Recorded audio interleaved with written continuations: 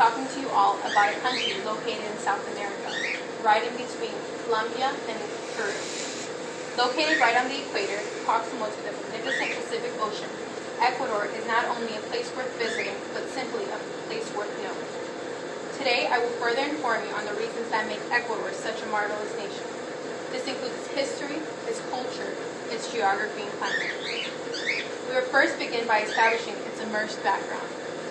A person's past makes them who they are today. This is the same with the country. What is now Ecuador formed part of the Northern Inca Empire until the Spanish conquest in 1533.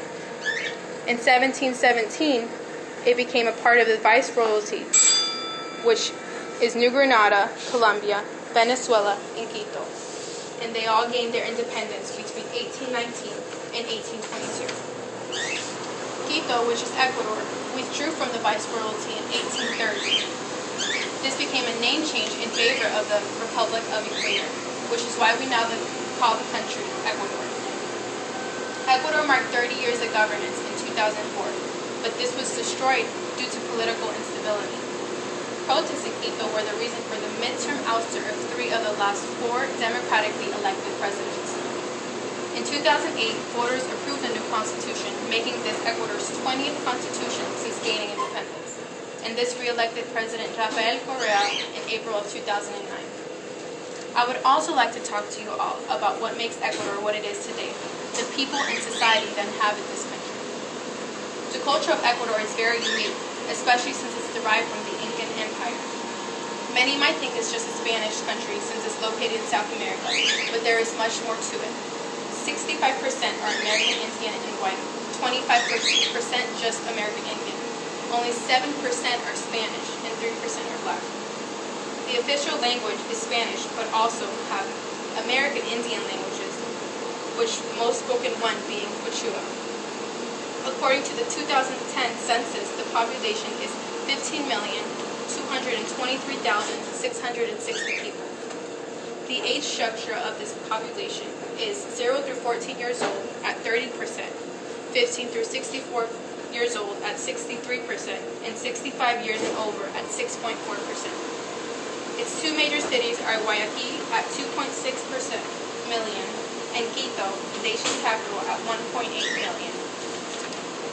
The last aspect of Ecuador that I would like to address is its geography and climate.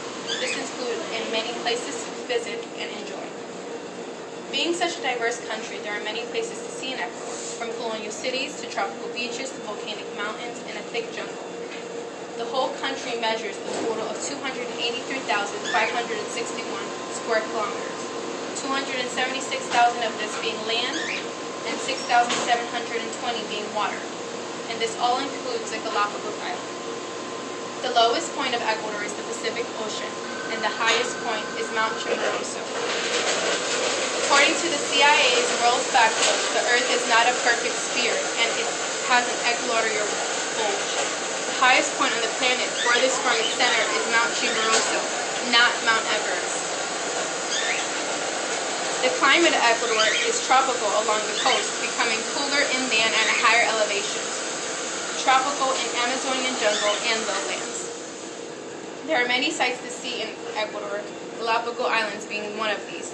Probably the most famous and most expensive part of the country.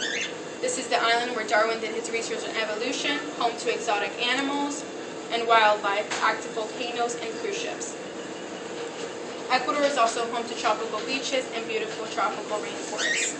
It has colonial cities such as Cuenca and Quito.